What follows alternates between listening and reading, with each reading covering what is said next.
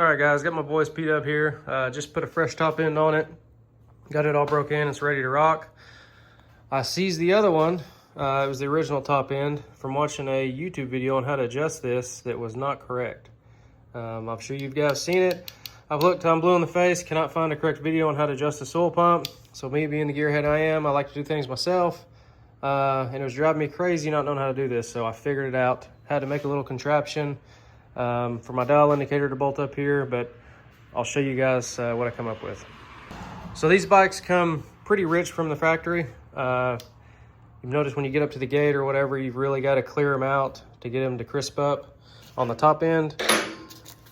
On this oil pump here, this is from the service manual, Yamaha service manual. The minimum stroke is 0.010 to 0.012. Minimum stroke is at idle. So with your throttle alone, at idle, you're gonna measure the stroke of this plunger, and that's what your minimum stroke is. Your maximum stroke, which you shouldn't really have to worry about if you set it minimum.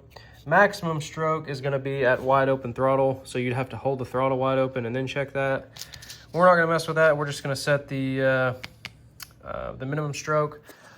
When I broke this top end in, I set it at 0.018, which is pretty rich. It was smoking a lot. I wanted it to be a little heavier, and I was kind of just experimenting with it because this is my first time doing this. It was really rich. I bumped it down after I got it broken in to 0.010, which is in the middle of these two, which they say the factory minimum is pretty rich. It crisped it up pretty good, runs really good, still smokes quite a bit. But what we're gonna do is bump it down to 0.008, and we're gonna see what happens there. So this is what I come up with. This is a little dial indicator. This is just from Harbor Freight. I took some aluminum flat strap, bent it up to get it lined up correctly. And what this does, it goes on this bottom swing arm bolt, and the plunger of the dial indicator goes on the plunger. I can't do it with one hand. It goes right there on that plunger. I'll set my phone up, get this thing bolted up here, and show you guys how it works. All right, so this just slips on here. I'll just use the factory hardware.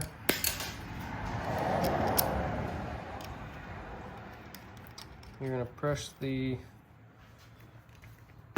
plunger into that.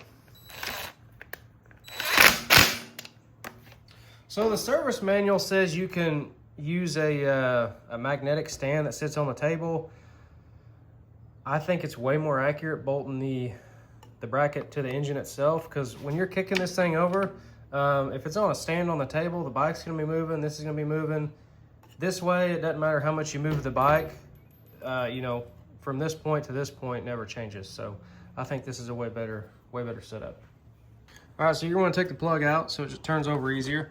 Now, when you're turning this over, you're gonna have to kick this thing over probably 20 to 25 times to get one full stroke on this plunger. So when I initially did this, I was kicking it over and my number wasn't moving. I'm like, man, something's going on. You really have to kick it over a few times to get this plunger to move, so. All right, so I'm gonna show you guys how to zero this out at the bottom of this stroke. You don't know where this plunger's at in here, that it could be mid-stroke. If so, when you go to set the stroke on it, say it's mid-stroke and it goes to 0.015, and you keep kicking and it goes negative 0.005, then you know you're at a 0.020 overall stroke, because you have to do the math and add the negative to the positive. Anyways, to take that math out of it, what we're gonna do is kick this thing over. So we're going positive there. So that's at the very top of the stroke. You can see how it's plateaued and it hasn't moved. So now we're going back down. Should start to go back down. There we go, okay. So now we're gonna keep going. All right, now it's plateaued there at 0.0005. So that's at the very bottom of the stroke, because it's in the negative and it's not moving as we're kicking it. So what we're gonna do is zero this out. So now we know we're at the very bottom of the stroke, and we can proceed from here. So I'm gonna set this at 0.008. So right now we're at a 0.012 stroke. You can see I can kick it, it's plateaued. So what we're gonna do is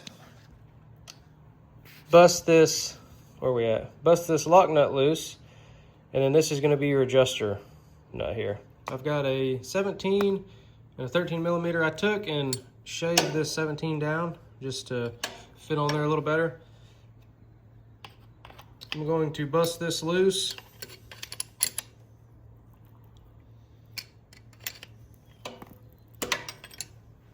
Now that I've got that busted loose, what I'm gonna do is turn this adjuster nut, and we're gonna go in with it until we're at 0.008, right there. And then we're gonna lock this back down. Be careful locking this down. It will crank on your adjuster screw, so try to hold this still and then recheck it after you've got it all locked down.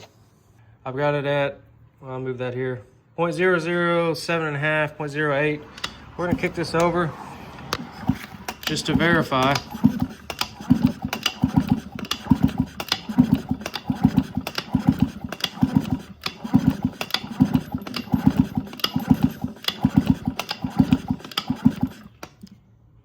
All right, so we did go 0.001 negative, so we need to remember that. I guess our 0 was off a little bit to begin with.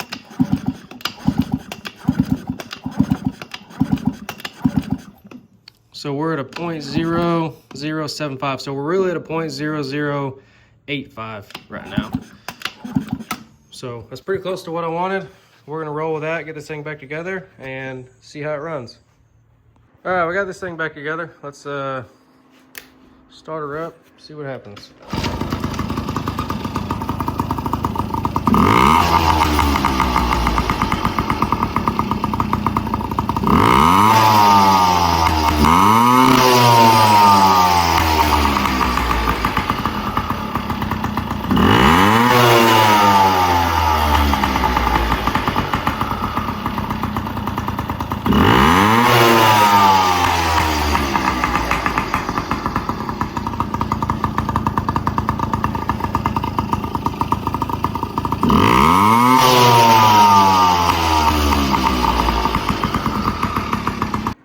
So I think it's good to go.